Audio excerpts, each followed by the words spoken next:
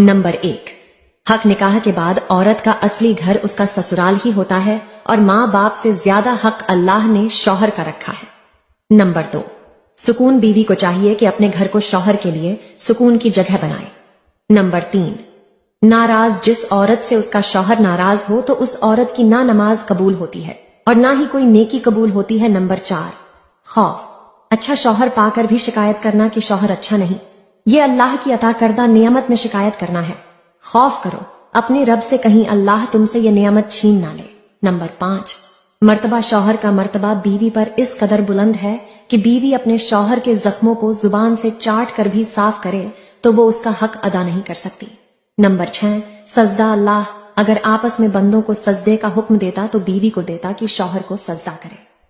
number 7, इज्जत जैसे तुम इज्जत का मुतालबा करती हो वैसी इज्जत और मोहब्बत अपने शौहर को भी दो जिसके वो शरई